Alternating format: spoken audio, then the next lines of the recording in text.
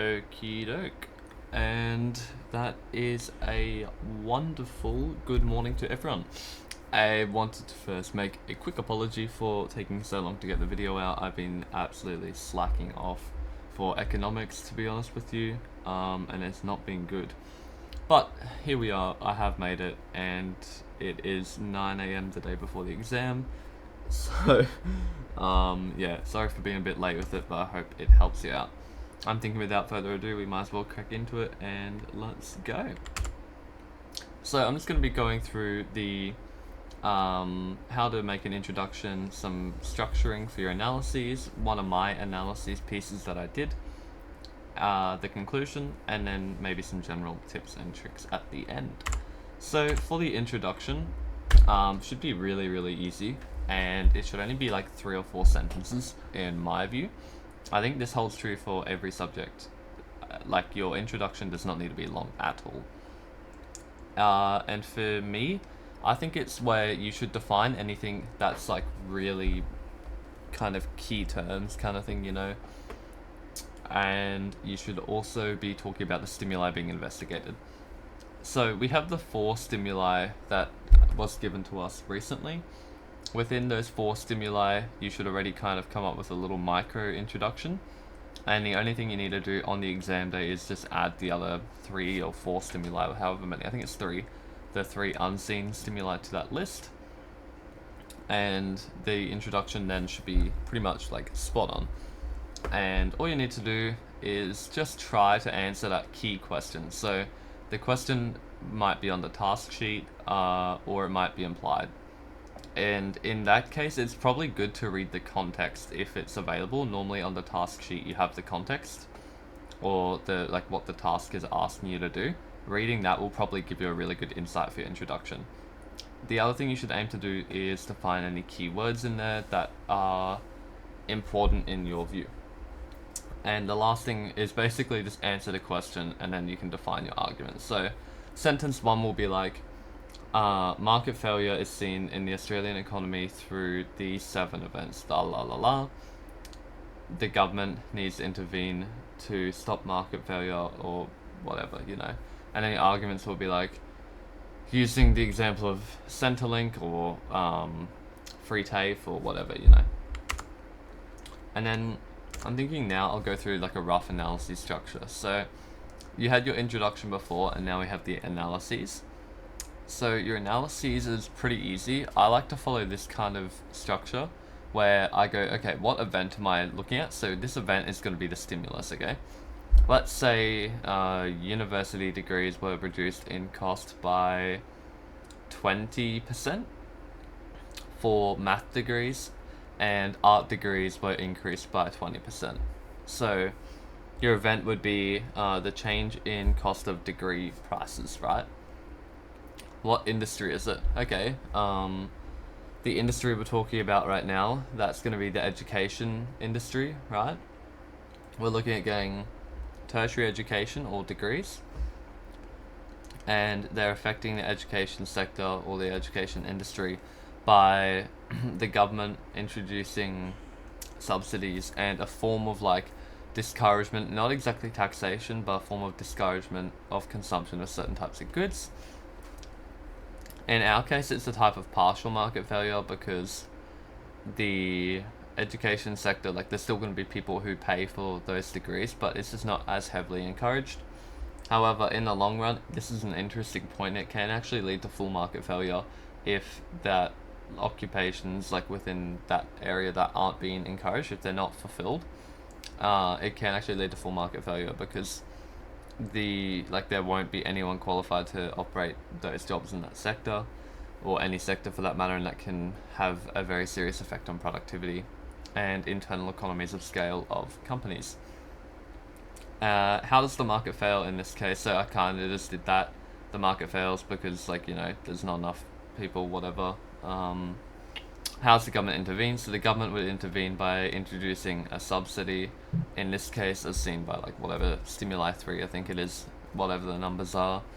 It encourages people to undertake like a certain type of degree, and is basically the consumption of a merit good because you're producing a positive externality by having that degree. by allowing a company to hire you to be a productive employee. La la la la. You kind of yap about that, and then the efficiencies that come off it. So you're going to be like, okay, well, there's a productive efficiency, because you're being able to produce more. There's a I think you can say there would be a dynamic efficiency because you're adapting the economy to be, you know, in that state. And yeah, you kind of just talk about all that. And if you just say it's that type of efficiency and then define why you think it is, then I'm pretty sure you'll be fine. Alright, I'll give you a sample analysis that I've done written instead of on the fly, so it might help a bit. So yeah, what is it? I've got, this is about the Centrelink analyses. So basically I was talking about here that, like, what is it? So what is Centrelink and how does it briefly help? And then I talk about what industry it is. So obviously Centrelink is like over the whole economy, it's not localized to any industry, so I make that known. The next thing I do is, oh my gosh, that font is horrible. I talk about what type of market failure it is. So I go, how is it an example of market failure? And then what do the firms, or like how does the market fail in that case? It's obviously because firms aren't going to be spending money on the general public without any guarantee that they're going to be, productive or using that Pareto efficiently or anything. And so in that case, it's just going to be like, how does that fail? Is that? And then what type of market failure is in that first sentence? I then talk about how the government intervenes by operating that government-owned department, and it offers a payment, like social security, to a variety of applicants based on whether they meet criterion. And it basically is like encouraging the workforce to be more productive and get jobs, like under the job seeker payment, for example. That's a really good example of productive efficiency because the government is spending money to encourage people to take up jobs, and when they get those jobs, they're no longer on the job seeker. But it's just an example of efficiency like that, which I come through next. So I'm like, oh yeah, there's productive efficiency. You can get technical. You can get dynamic efficiency, I think, through that. Like Centrelink, you can get through a lot. Even Pareto efficiency, I didn't put it in there, but Pareto efficiency because you're giving a socially optimal outcome in a way that you're helping the people like become or fall into the ideal rate of unemployment and GDP growth and whatever. So yeah, you kind of just talk about that. Any previous knowledge from chapters like 1 to where we're up to now, you are allowed to reference and use all that. So feel free to branch into any concepts that we learnt before. So like, I was saying consumer sovereignty we learnt was in like unit 1. It's really good to branch into that. Anything higher in the units you could do as well, but I don't think it's worth it. And I don't think anyone's really studied that. But aside from that, yeah, just talk about any key terms that you think are important and make it seem pretty well rounded. And then the conclusion for me, I found, was pretty much like the introduction, where you just go over what you've argued. So if you made arguments about all the stimuli, you go over all of them. And you also would probably re-answer that main question. I would go that on the first sentence, that re-answering. And you'd go, the market does fail as seen in the stimuli, la la la. Go over your arguments, and then you can have like a rounding sentence right at the end. Similar to the intro, be nice and short. I would probably go 3 or 4 sentences if you want. And just make sure, like, for everything else, I would give 15 minutes to analyze, but conclusion and intro, I would probably go about like 5 to 10 minutes each to write. I would be quick with them. And I just figured I'd put in some final tips for you guys too. So for me, writing out a practice exam, I dedicated 2 hours yesterday. I kind of like blocked it off in my room.